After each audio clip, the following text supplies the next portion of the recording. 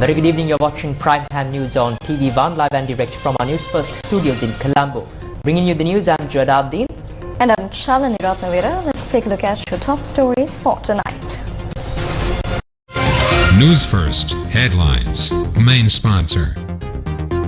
Ask for Escalation Polygon by name.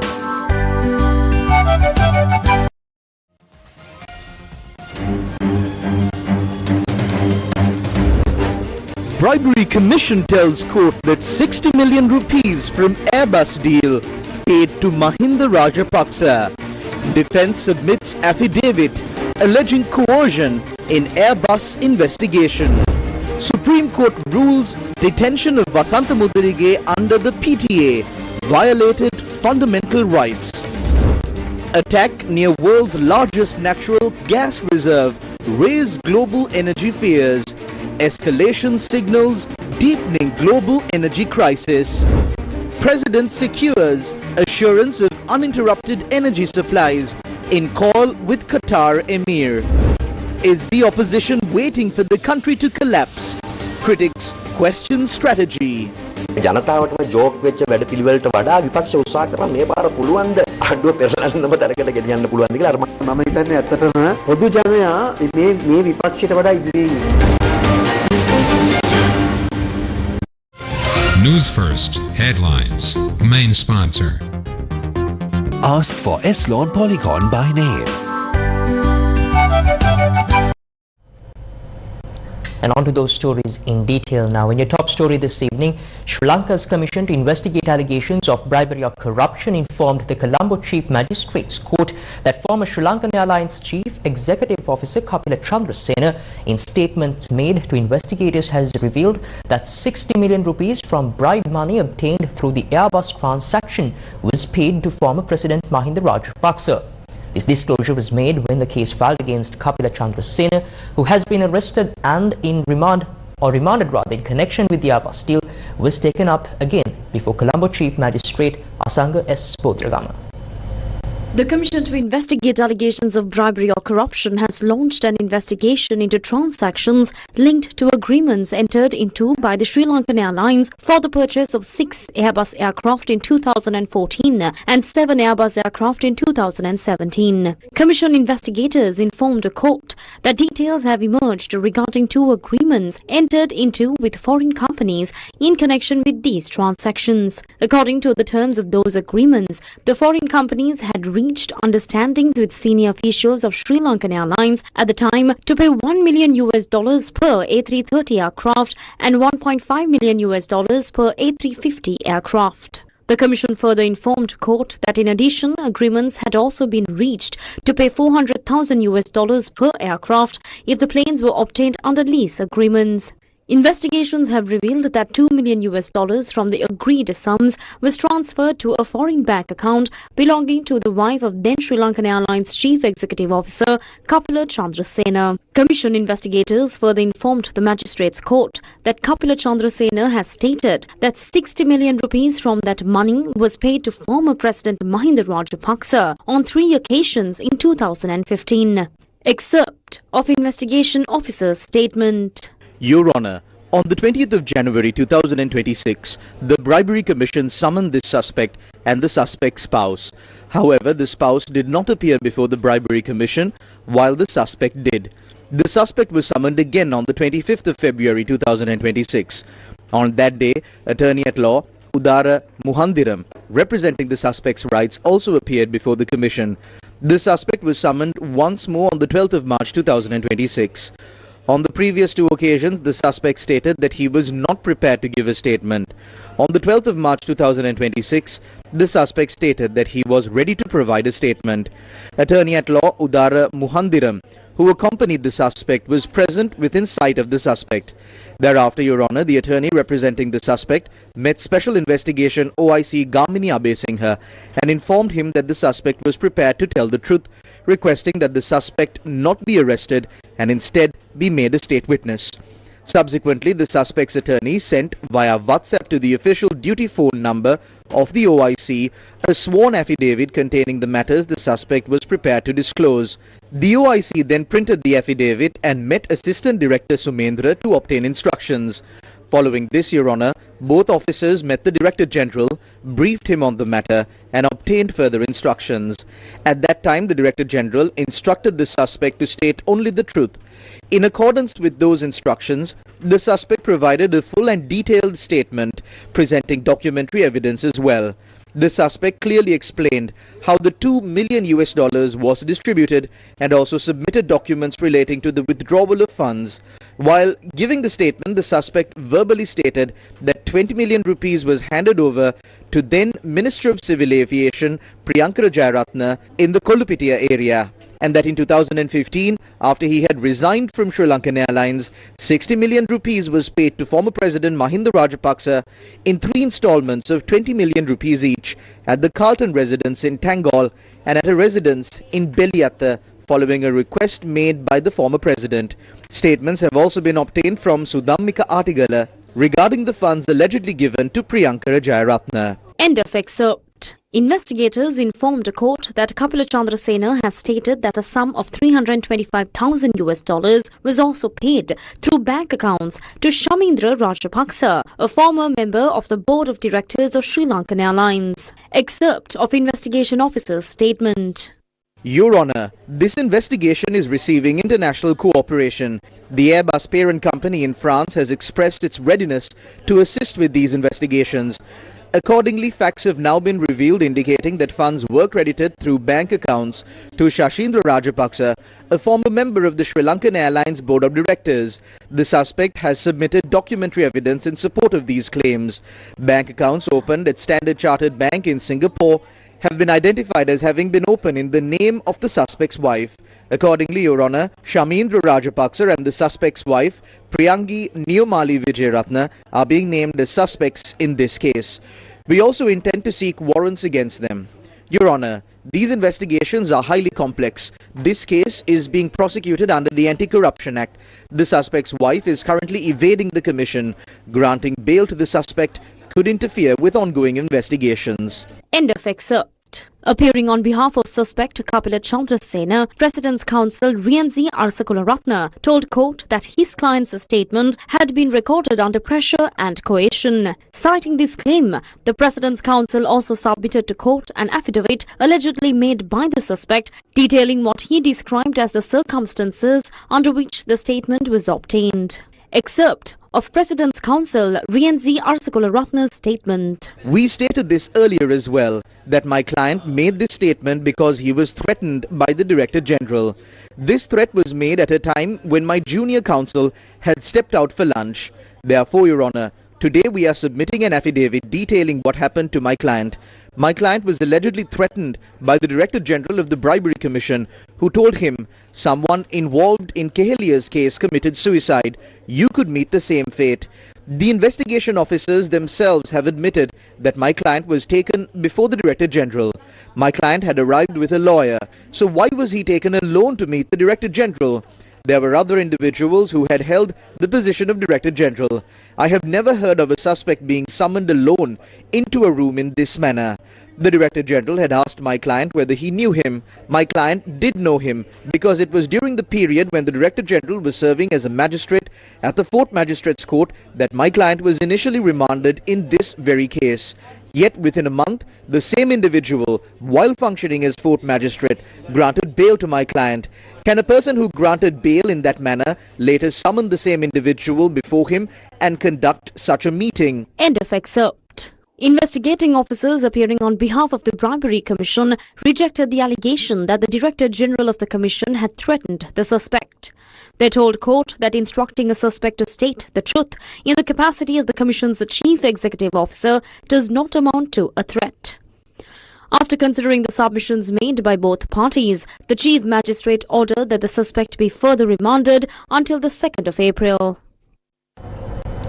The Supreme Court ruled that the fundamental rights of Vasantha Mudilige, the convener of the Inter-University Students' Federation, were violated by the police when he was arrested and detained under the Prevention of Terrorism Act during the 2022 protest movement. The ruling was delivered after considering a petition filed on behalf of Vasantha Mudilige by attorney-at-law Manchula Balasurya. Supreme Court Justice Sopita Rajakaruna issued the decision with the concurrence of Justices Arjunobe Sekera and Priyantha Fernando.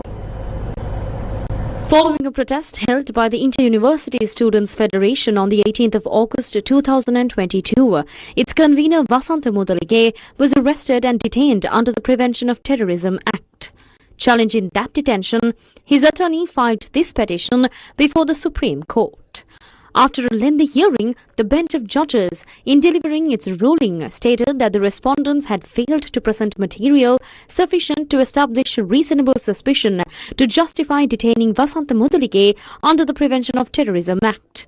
The respondents named in the petition included former Inspector General of Police C.D. Vikramaratna, former Senior Deputy Inspector General in charge of the Western Province Deshabandhu Tennakon, former Director of the Criminal Investigation Department Kavinda Piyasekara, among others. Move forward, Sri Lanka. Muslims in Sri Lanka will celebrate Ramadan or Eid al-Fitr on Saturday. The decision was made after the crescent moon was not sighted today. The All-Ceylon Jamiatul Ulama said that according to reports received from Hilal subcommittees appointed across Sri Lanka, the crescent moon marking the beginning of the month of Shawwal was not sighted today. In an official announcement, the Hilal division of the All-Ceylon Jamiatul Ulama, together with the Colombo Grand Mosque and the Department of Muslim Religious and Cultural Affairs, unanimously declared that the month of Ramadan will complete 30 days. As a result, the first day of Shawwal will fall on Saturday, the 21st March 2026. President Anur Kumar Dissanayake attended the Iftar ceremony held at the President's house last evening. President Anur Kumar Dissanayake attended an Iftar gathering held last evening at the President's house to mark the breaking of the daily fast observed by Islamic devotees during the holy month of Ramadan. The event was attended by Islamic religious leaders, ministers, members of parliament, as well as members of the diplomatic community and other distinguished guests. The program was conducted giving prominence to religious observances. The President engaged in cordial interactions with those in attendance.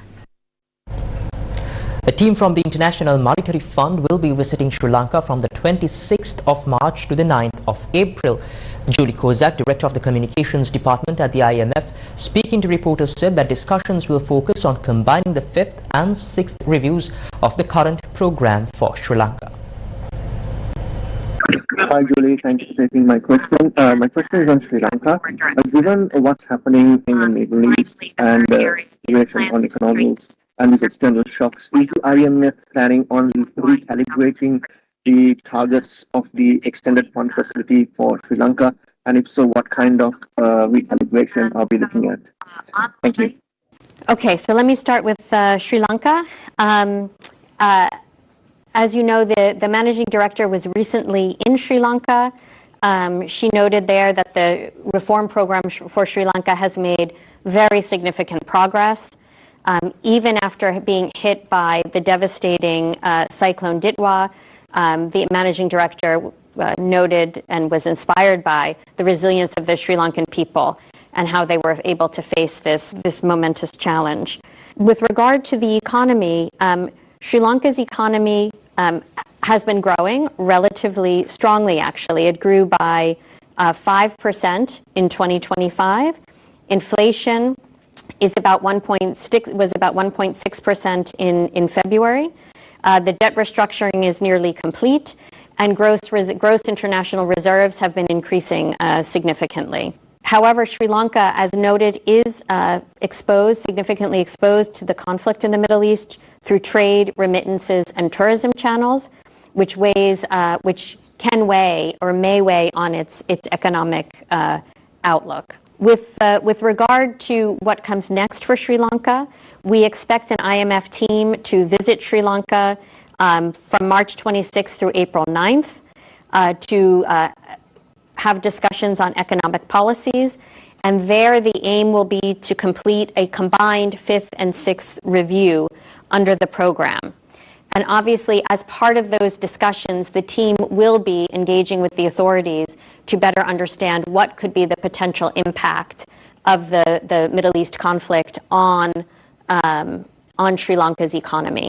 So that and the team, when they return, will obviously have an updated assessment of Sri Lanka's economy and how the IMF can best support, continue to support Sri Lanka.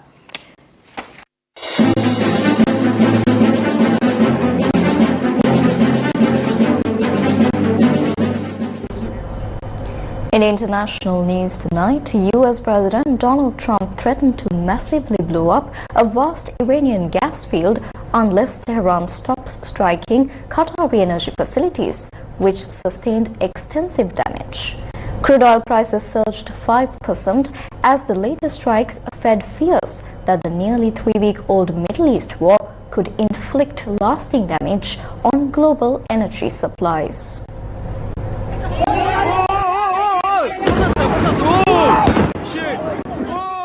Tehran has carried out a series of attacks on Gulf energy sites, including on Qatar's huge Ras Laffan LNG facility, in retaliation for an Israeli strike on Iran's South Pars gas field, part of the world's largest natural gas reservoir. Trump called in a social media post for strikes on both Iranian and Qatari energy sites to halt. He said Washington knew nothing of Israel's earlier attack on Iran's South Pars gas field, vowing that no more attacks will be made by Israel on the site if Tehran stops attacking Qatar. But if Iran did not comply, Trump warned, quote-unquote, the United States would massively blow up the entirety of the South Pars gas field. Iran intensified its attacks on its Gulf Arab neighbors' energy sites, hitting a Saudi refinery on the Red Sea and setting Qatari liquefied natural gas facilities and 2 Kuwaiti oil refineries ablaze. Qatar, a key source of natural gas for world markets, said firefighters put out a blaze at a major LNG facility after it was hit by Iranian missiles. Production had already been halted there after earlier attacks, but it said the latest wave of missiles caused sizable fires and extensive further damage.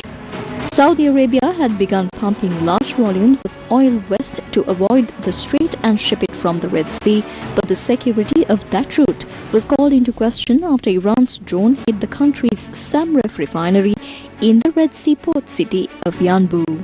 Damage to the facility could delay Qatar in getting its supplies to the market even after the Iran war ends. A ship was set ablaze off the coast of the United Arab Emirates and another was damaged off Qatar, underscoring the ever-present danger also facing vessels due to Iran's stranglehold on the Strait of Hormuz, a strategic waterway through which a fifth of the world's oil is transported. Energy prices have already spiraled since tanker traffic through the Strait of Hormuz, which normally carries a fifth of the world's oil, was brought to a near standstill by the threat of Iranian attacks. A drone attack on Kuwait's Mina Al-Ahmadi refinery sparked a fire but caused no injuries, according to the state-run KUNN news agency. The refinery is one of the biggest in the Middle East, with a petroleum production capacity of 730,000 barrels per day. Shortly after, a drone attack set ablaze the nearby Mina Abdullah refinery. Authorities in Abu Dhabi said they were forced to shut down operations at its Habshan gas facility and Bab field, calling Iranian overnight attacks on the sites a dangerous escalation. Qatar, Saudi Arabia and the UAE all denounced the Iranian attacks, with Saudi Arabia's top diplomats saying assaults on the kingdom meant, quote-unquote, what little trust there was before has completely been shattered. But Iran showed no signs of relenting, with Saudi Arabia intercepting 6 drones in Riyadh and eastern province before saying the Samref refinery was hit. The Saudi Defense Ministry said damage assessment was underway without elaborating. Samref is a joint venture between the kingdom's oil giant Saudi Aramco and ExxonMobil. The wave of Iranian attacks came after Israel hit South Pars, the Iranian part of the world's largest gas field located offshore in the Persian Gulf and owned jointly with Qatar. With some 80% of all power generated in Iran coming from natural gas, according to the Paris-based International Energy Agency, the attack directly threatens the country's electricity supplies. Natural gas is also used to supply household heating and cooking across the Islamic Republic. European gas prices soared as much as 35% as fresh strikes hit energy infrastructure in the Middle East. The Dutch TTF natural gas contract, considered the European benchmark, jumped to €74 before powering gains slightly. UK gas prices this morning have soared over 20% after fresh strikes hit energy infrastructure in the Middle East, including Qatar's main gas facility. UK gas prices are currently up by 23% to 171 pence per therm. The oil price is trading at around 5% higher at $113 a barrel. Two waves of Iranian strikes caused extensive damage at Qatar's main gas hub. European airline chiefs are meeting in Brussels under the cloud of war in the Middle East and rising oil prices, looking to push back against the EU's green agenda and what the industry says are cumbersome rules surrounding sustainable jet fuel. Citing a lack of available supply and prohibitively high costs, Europe's airlines are expected to call for regulators to roll back mandates for the use of synthetic sustainable jet fuel starting in 2030. US national debt has surged past $39 trillion just weeks into the war in Iran. That means every person in the United States, adults and children combined, effectively carries about $116,000 in federal debt. The US national debt surpassed a record $39 trillion on Wednesday, a milestone that comes just weeks into the US-Israeli war in Iran.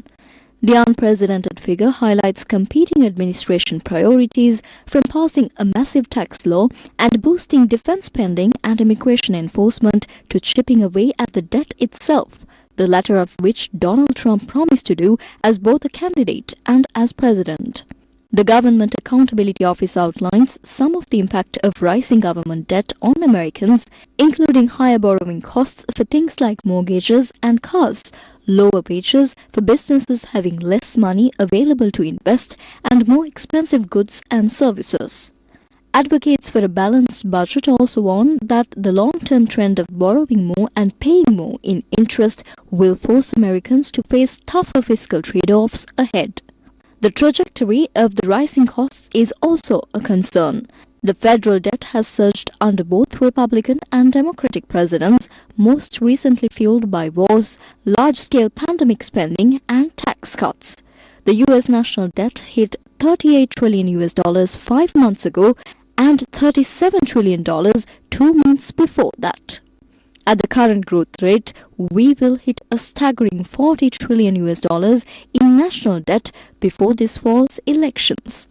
White House economic advisor Kevin Hassett estimated on Sunday that the war in Iran had cost the US more than $12 billion so far.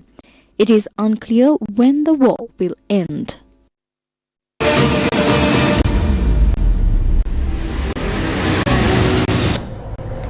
As war continues to escalate in the Middle East, pushing the world toward a deepening global energy crisis, what steps is Sri Lanka taking to manage the situation?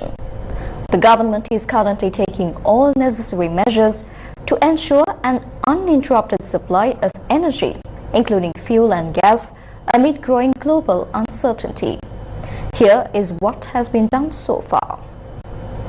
President Anurakumar Dissanayake held a telephone conversation with the Emir of the State of Qatar, Sheikh Tamim bin Hamad Al Thani, to discuss the situation in the Middle East and its wider implications.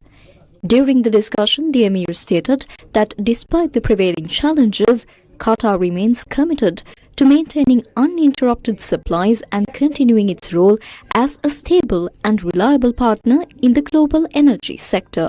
Attention was also drawn to the safety and well-being of more than 150,000 Sri Lankans living in Qatar. The two leaders further discussed the potential disruptions to global supply chains and energy markets arising from risks to key maritime routes such as the Strait of Hormuz. President Dissanayake pointed that international level coordination is essential to reduce the economic impact of rising energy costs on developing countries such as Sri Lanka. The president also reiterated during the conversation that peaceful engagement remains the only viable path to achieving sustainable stability. The United States Special Envoy for South and Central Asia and the United States Ambassador to India, Sergio Gore, who is currently visiting Sri Lanka, met with President Anurukumara Dissanayake this morning at the Presidential Secretariat. U.S. Special Envoy for South and Central Asia, Sergio Gore, arrived in Sri Lanka this morning for high-level engagements focused on advancing cooperation in the Indian Ocean region. According to President's Media Division, Special Envoy Gore met with President Anurukumara Dissanayake for high-level discussions. During the meeting, discussions were held on further strengthening bilateral relations between the United States and Sri Lanka. The President also briefed the delegation on Sri Lanka's position regarding the ongoing conflict situation in the Middle East, as well as the challenges faced by the country in light of these developments. U.S. Special Envoy Sergio Gore will visit the Maldives after he concludes his visit in Sri Lanka. A fuel shipment carrying 35,950 metric tons arrived at the port of Colombo last night. The vessel contains 14,500 metric tons of octane 92 petrol and 2,850 metric tons of octane 95 petrol. In addition, the shipment includes 18,600 metric tons of diesel, according to the CPC. The fuel tanker arrived in Colombo from Singapore.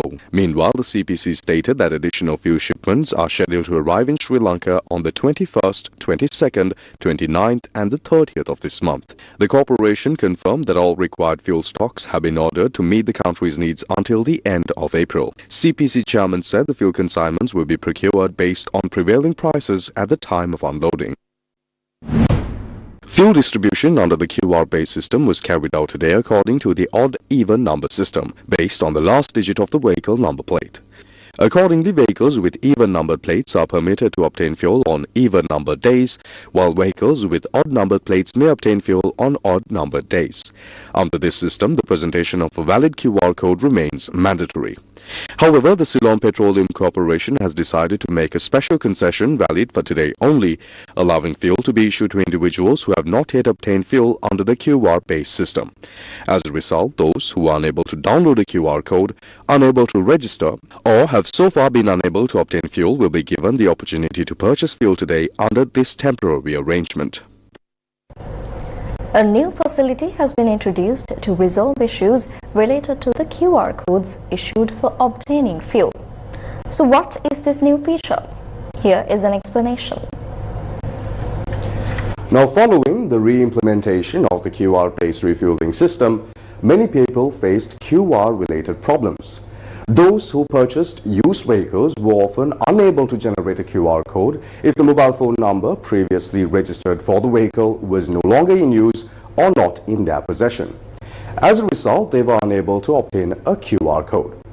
To address these issues, a new feature has now been introduced known as override registration. To use this facility, users simply need to visit fuelpass.gov.lk and verify their vehicle's identity in the usual manner by correctly entering the vehicle number and chassis number. If the system detects that the vehicle has already been registered under an existing QR code, the website will automatically provide the override registration option. Now, through this process, the vehicle will be removed from the previous system account and updated with the current owner's details. However, there is an important warning. Using this feature to remove or alter records of a vehicle that does not belong to you is a punishable offense, and legal action may be taken against those who misuse this facility. Minister Bimal Ratnayaka explained the QR methodology in Parliament today. පරණ වාහනයේ අලුත් දුරකථන අංකය සහ පරණ දුරකථනයේ අලුත් වාහනය කියන කැටගරියට අයිති ඒවායින් අපි million We had to delete 2.7 million QR codes one by one. Cases where an old vehicle was linked to a new phone number and an old phone was linked to a new vehicle. This process took about 1.5 days. We have now deleted all 2.7 million and those users no longer have issues. However, Honorable Speaker, we thought of introducing a better system. We completed it yesterday. I will outline the method. If an institution were to manually delete QR codes for these two groups, it would take a long time. Therefore, under the new system, those with an old vehicle and a new phone number can visit the correct website, fuelpass.gov.lk, and register.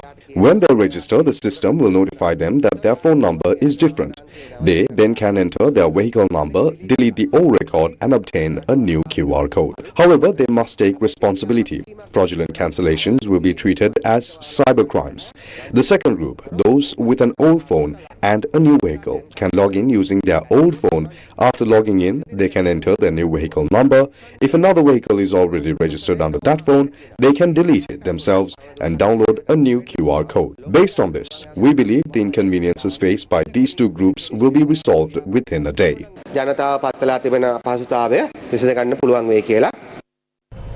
Opposition leader Sajith Premadasa said in Parliament that the government lacks a clear plan to address the crisis. This claim was challenged by governing party MP Lakmali Hemachandra. Even to this day, they have been unable to implement the QR code system. What kind of government is this that cannot even implement such a program? In this crisis, the failure to provide relief to the people is a serious issue. What is happening to the investments in our country? What is happening to job creation? What is happening to our manufacturing sector? All these factors combined are leading to the loss of income sources. Jobs are being lost. Factories are closing down today. People are taking to the streets. The loss of income sources is truly leading to an increase in poverty. I propose that the government present to the nation exactly what solution and what relief packages they are offering to the 22 million people who are living under immense pressure.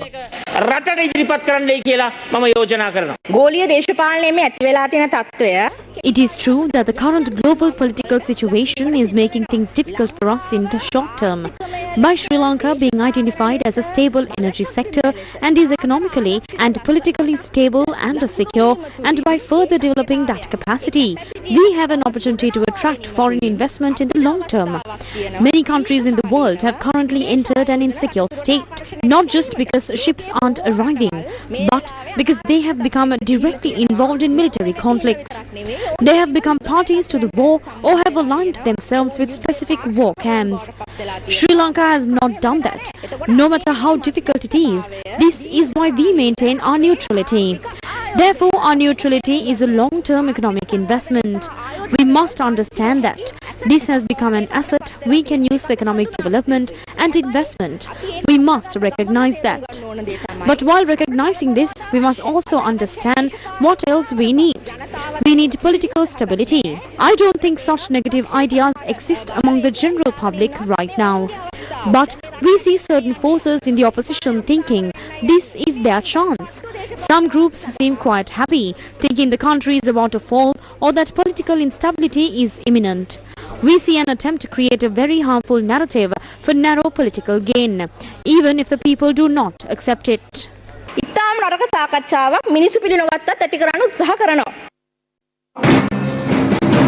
These are the views expressed by the Podujana Peramuna during a media briefing today. ඕන තරම් මීට වඩා හොඳ වෘත්තිකයෝ ඉන්නවා එයාගෙන් උපදෙස් ගන්න පුළුවන් නමුත් මොවුන්ගේ තියෙන උද්දච්චකමට කිසිම ඒ වගේ අවවාද උපදෙසක් ගන්නෙ නැහැ උපදෙසක් ගත්ත නම් අතවශයෙන්ම මේ දේ වෙන්නේ නැහැ අපෙන් ඒ අවවාද උපදෙස් ගත්තට ඉල්ලුවොත් අපි අනිවාර්යෙන්ම ඔවුන්ට ඒ උදව්ව කරනවා මේ හිටපු අයගෙන් උපදෙස් අරගෙන කටයුතු කළොත් මම හිතන්නේ මේ ප්‍රශ්නේ අපිට බොහෝ දුරට සම්මනයටපත් කර හැකි. This is the media briefing convened by the Samagi Jana Balavegya. Sajith Premadasa මෙතුමා තුන්වෙනිද පාර්ලිමේන්තුවේ මොකද්ද කිව්වේ? ඕමෝ සමුද්‍ර සන්ධිය වැහිීමේ බවක් පේන්න යනවා. දැන් සජිත් ප්‍රේමදාස මෙතුමා මේ ඉරාන ප්‍රශ්නේ එනවා කිව්වේ. ඉරානයේ තරුණයෝ කැරලි ගහනවානේ. අර්බුද කළමනාකරණය ක්‍රයිසිස් මැනේජ්මන්ට් තියෙන්න ඕනේ. අර්බුද කළමනාකරණය පුළුවන් වෙන්න ඕනේ රාජ්‍ය නායකයෙක්. How do people view the opposition's actions? සුම්බුම් විපක්ෂයක තුලා මේ කොන ජරා වැඩවලින් අපිට වැඩක් නැහැ. මේක වාසි ගන්න දෙයක් නැහැ. මේක ලෝක අර්බුදයක්. ඒක තේරුම් ගන්න ඕනේ. කවුරුත් එකතු වෙලා මේක අර්බුදේ වෙලාවේ හැටියට අපි සපෝට් එක දෙන්න ඕනේ. දේශපාලන හොඳ නැහැ. මේ වෙලාව කියන්නේ මේ වෙලාව අපිට නේ මුළු ලෝකෙටම බලපාන ඕනේ. මුළු ලෝකෙම තියෙනවා මේක. විපක්ෂ කට්ටිය දැන් මේ වෙලාවේ ඉතින් ඒකට බොරදියෙන් මාළු බාන්නේ හදන්නේ. ඇත්ත කතාව ඒකයි. ඉතින් ඒක මේ වෙලාවට ගැලපෙන වැඩක් නෙමෙයි. ඕක මේ පිළිගන්න මිනිස්සු පිළිගන්න මොලේ තියෙන මිනිස්සුන්ට ඒක ගැලපෙන්නේ නැහැ. මේක දැන් අර එළුවගේ හැල්දකම් බලන් ඉන්නවා වගේ බලන් ඉන්නවා මේක වැටෙනකම් රටට හෙන ගහනකම්. එහෙම තිරිසන්නු ටිකක් තමයි මේ විපක්ෂයේ ඉන්නේ. ඒකට හවුල් වෙච්ච බජ් ගොඩට කසිප්පු වාගෙට රුපියල් 5000ට මිනිස්සු ටිකක් හිටෙනේ. උනුත් ඒක පස්සෙම එල්ලිලායි. තාමත් හම්බෙන්නවත් දන්නේ නැහැ. මේ වෙලාවේ විපක්ෂේ හරිනම් ඉස්සරහින් ඉන්න ඕනේ මේ රටේ මේවට උදව් කරන්න ඕනේ. කරුණා කරලා මොනවත් කරන්න බැරි නම් ගෙදරටලා ඉන්න. Civil activist Vidarshana Kanagara also commented on this situation. උන්ට අවශ්‍ය වෙන්නේ මොකක් හරි සිදුවීමක් හදන්නෝ සිදුවීමක් ක්‍රියේට් කරන්න විතරයි. They just want to fabricate an incident or create some kind of event. We saw in particular Sajid Premadasa recently started making a joke of himself as an expert on submarines. Nama Rajapaksa is trying to, shall we say, concoct some nursery school level story. That is his part. We have seen how these individuals are trying to fish in troubled waters, thinking an opportunity has arisen. They know that the hardships and suffering that might affect the people will inevitably stem from this situation. I think this time the opposition is moving beyond the ridiculous antics they've performed so far, which the public already views as a joke, and is trying to see if they can push the government to the point of collapse. They are trying to see if they can reenact the old dramas. I believe Ranil Wickremesinghe and his group are also waiting to see if they can pull another log once again. As of today, we know that a financial reserve has been accumulated, giving us some hope for the future stability of our country. However, the problem now isn't that. An external factor has crashed into the center of Sri Lanka's affairs. Because of this, we saw some groups claiming that it was Sri Lanka that provided the intelligence to attack that Iranian vessel. Things are deteriorating to such a low level.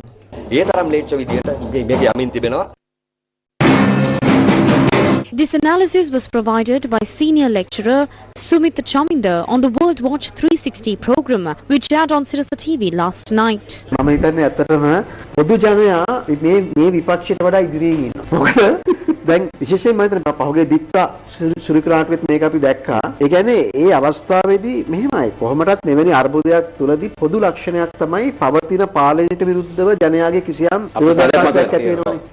මොකද ජනයා බලාපොරොත්තු වෙනවා තමන්ව ආරක්ෂා කරන්න ඕන මේ රාජ්‍ය. ඒ කියන්නේ ඒ කම්ෆර්ට් එකට ඩැමේජ් වෙන්න උන්ට පොඩි විරෝධයක් එනවා. එනවනේ. හැබැයි ඒක තුල එකකින් අදහස් වෙන්නේ ඒක මේ ආණ්ඩු පෙරලියකට පාරක්. ඒ කියන්නේ දැන් ඒල නිකන් කම්කිසි පොලිමක් දැක්කොත් කොහේ හරි බස් පොලිමක් හරි කමන්නේ. පොලිමක් දැක්කොත් එතකොට මෙන්න දැන් ආණ්ඩු මාරුවක් කරන්න පුළුවන්.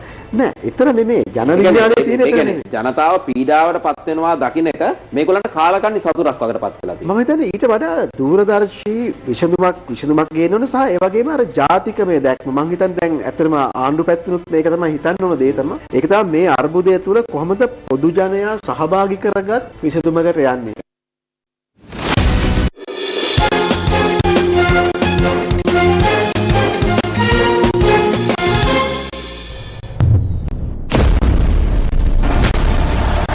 Protect our cricket.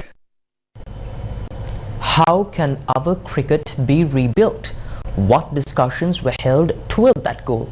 And who blocked the laws and regulations that were meant to emerge from those discussions? This is another revelation on that matter. Foreign media report allegations of corruption and irregularities surrounding the Bangladesh Cricket Board elections. Former Bangladesh cricket captain Tamim Iqbal had submitted nominations for the election but later withdrew his candidacy. Iqbal has alleged that the current Bangladesh Cricket Board president Aminul Islam interfered in the election process. He also claimed that the nomination submission period was extended on 2 occasions, raising further concerns over the credibility of the process. Bangladesh's leading sports body, the Dhaka Sports Club, has also declared that the country's cricket governing body is acting illegally. Accordingly, the Dhaka Sports Club boycotted the Dhaka League tournament for the 2025-26 season. Taking this situation into account, the Bangladesh Sports Minister has appointed a 5-member committee to investigate this matter. The sports minister has stated that after 15 days of investigations, discussions will be held with international cricket authorities before deciding on the next course of action. While Bangladesh is making efforts to protect and reform its cricket, the question arises: what has happened to cricket in Sri Lanka? To rescue Sri Lankan cricket, the Chitrasiri committee, which was appointed for that purpose, drafted a new cricket constitution capable of freeing the sport from the grip of a powerful group of cronies. But what ultimately happened? Former Sports Minister Roshan Ranasinghe recently explained the situation during the Dawasa program.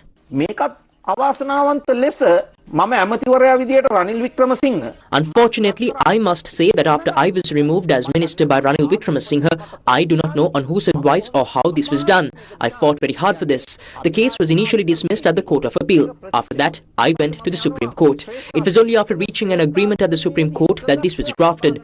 These laws were not minor or insignificant. But what happened? The moment Minister Harin Fernando came in, these valuable laws were removed and thrown into the dustbin.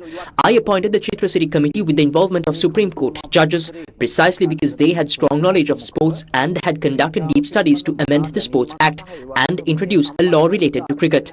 The objective was to ensure maximum transparency within the law. Finally, I must say there is no need for further study. The Chitrasiri committee's work is already well prepared. Sri Lankan cricket can be rebuilt with transparency, and I extend my full support for that.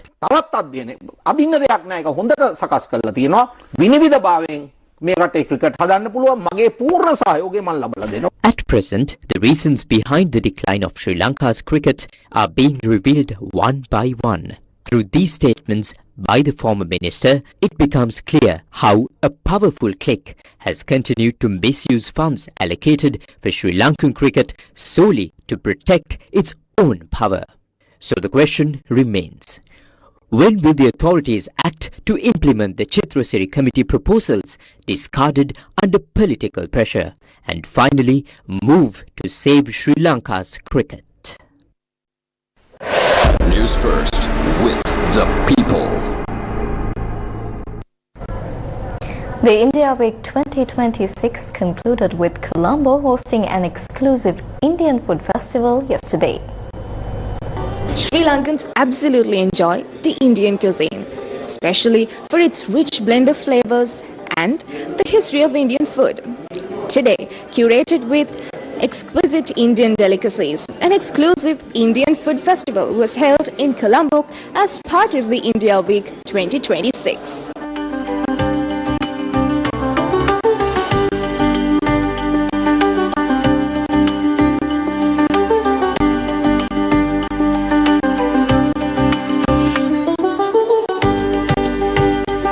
The India Week 2026 concluded yesterday with an Indian food festival offering a wide range of exquisite Indian delicacies. We've launched India Week, inaugural India Week in Sri Lanka. That happened on 11th of March. So it's one full week of India we are celebrating in Colombo. So this food festival is a part of the 10 events.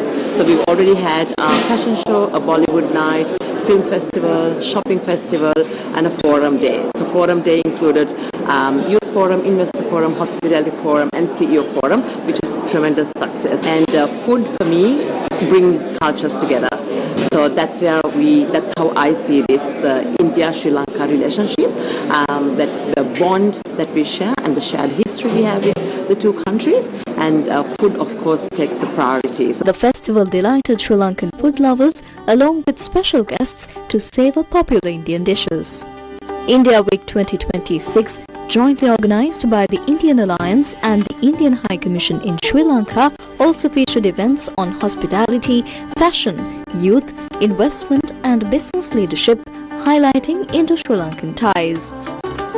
India Week coming to Colombo has been a great thing, showcasing India in various forms. It was probably getting not just the culture aspect of it, but the CEO forum, youth forum, investor forums, and then finally ending up with the food festivals as well. So food being a connective thing, which actually connects Sri Lankans and Indians, and Sri Lankans love Indian food, and this is no better way than saying that come enjoy Indian food through the India Week. The India Week 2026 showcased the cultural and commercial ties between India and Sri Lanka.